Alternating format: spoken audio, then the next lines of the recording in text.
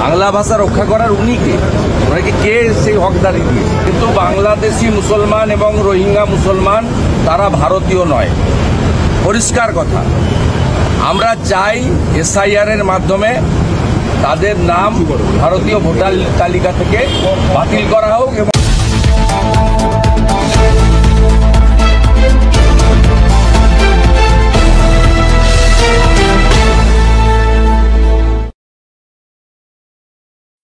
জয় শ্রীরাম বলবেন।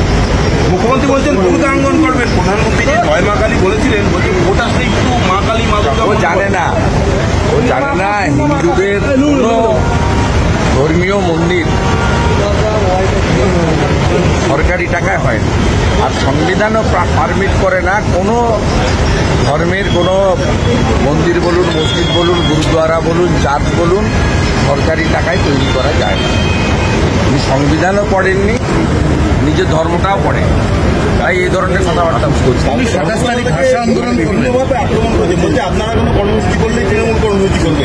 কালকে যেহেতু আপনারা উত্তরকন্যায় করেছিলেন, করুন না। এত বড় রাজ্য অন্য রাজনৈতিক দলের কর্মসূচিকে ডিস্টার্ব না করে করতে কেন পারবে? বিজেপি তো করেছে 600 কিলোমিটার, কংগ্রেসও পলাশিতে করেছে, করুন না। না বলছে এত বড় রাজ্য, 11 কোটি দেশ, দার্জিলিং থেকে দীঘা, কোচবিহার থেকে কাকদ্বীপ, এতগুলো জেলা, এত বিরাট এলাকা, কেন করবেন? নিশ্চয়ই করবেন। তাতে অন্য কারোর কর্মসূচিকে ব্যাহত না করেই করবেন। এসব কথা ওনাকে বলতে না বলুন। জ্যোতিবাবু, বুদ্ধবাবুর সময় ওনাকে কোনোদিন হাইকোর্টে যেতে হয়নি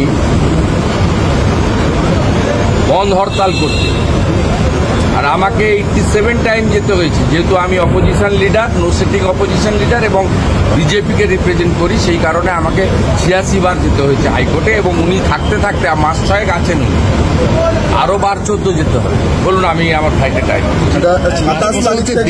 দেবকে তো ঘাটালে পাওয়া যায়নি, দেবকে ঘাটালে পাওয়া যায় না, ঘাটাল ডুবে আছে। অর্ধেকটা ঘাটালে লোককে জিজ্ঞেস না, দেবকে কালকে লুট হয়েছে, টিংলায় একটা পোর্শনে লুট হয়েছে। ঘাটাল দাসপুরের অনেকেই তো ওনাকে ভোট দিয়েছে, অন্যায় ভাষা লোকরাও ভোট দিয়েছেন, তাদের কাছে জিজ্ঞেস করুন যারা মঞ্চে উঠে দাঁড়িয়ে ভাষা আন্দোলনের ডাক দিয়েছে 27 তারিখ। ভাষা আন্দোলন কোন ভাষার জন্য? বাংলা ভাষাকে রক্ষা করার জন্য। বাংলা ভাষার উনি কে? বাংলা ভাষার উনি কে? বাংলা ভাষা রক্ষা করার উনি কে? ওনাকে কে সেই হকদারি দিয়েছে? দেয়নি। যেদিন প্রণব মুখার্জিকে রাষ্ট্রপতি করার কথা বলা হয়েছিল বাঙালিকে, সেদিন প্রথম বিরোধিতা উনি করেছিলেন। আর উনি যে পার্টিকে গালাগালি করেন সেই পার্টিটাকে বাঙালি প্রতিষ্ঠা করেছে, ডক্টর শ্যামাপ্রসাদ মুখার্জি। আমাদের বর্তমান প্রধানমন্ত্রীর অ্যাডভাইজার ছিলেন লেট বিবেক দেবরয়, বাঙালি। অর্থনৈতিক উপদেষ্টা যিনি আছেন সঞ্জীব সান্যাল, বাঙালি। কয়েকদিন আগে কেন্দ্রীয় সরকার একজন কৃতি অধ্যাপক অসীম ঘোষকে হরিয়ানার রাজ্যপাল করেছেন বাঙালি। সব কথা এখানে না বলেই ভালো। ভাইস প্রেসিডেন্টের পদত্যাগ তৃণমূল বলছে RSS এর হাত রয়েছে। আমি মন্তব্য করব না। উনি হেলথ গ্রাউন্ড বলেছেন, উনি এটা বড় মাপের ব্যাপার, আর উনি ভেরি কম্পিটেন্ট পারসন। ওনার গ্রাউন্ড হেলথ গ্রাউন্ড বলে আমরা দেখেছি মিডিয়াতে, আমি এটা নিব।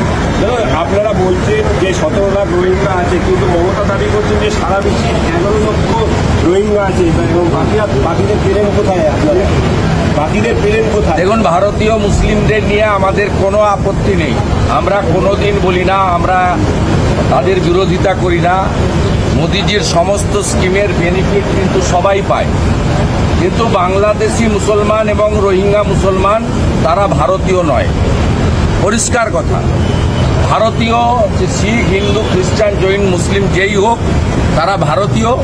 সবাই মিলেমিশে আমরা থাকবো, যে যার রাজনীতি করুন।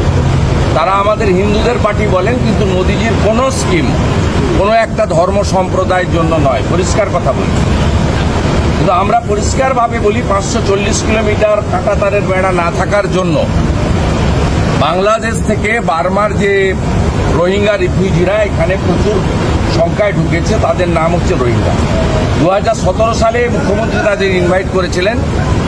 আমরা চাই এসআইআর এর মাধ্যমে তাদের নাম ভারতীয় ভোটার তালিকা থেকে বাতিল করা হোক, এবং তাদেরকে পুশব্যাক করে আমাদের দেশে অভারতীয়দের যেন না রাখা হয়, এটা তো সবার কথা, প্রত্যেক ভারতীয়র কথা। এতে কোনো রাজনীতি, কোনো ধর্ম, কোনো সম্প্রদায়, কোনো জাত থাকা উচিত নয় বলে আমার মনে হয়। কালকে মমতা বন্দ্যোপাধ্যায়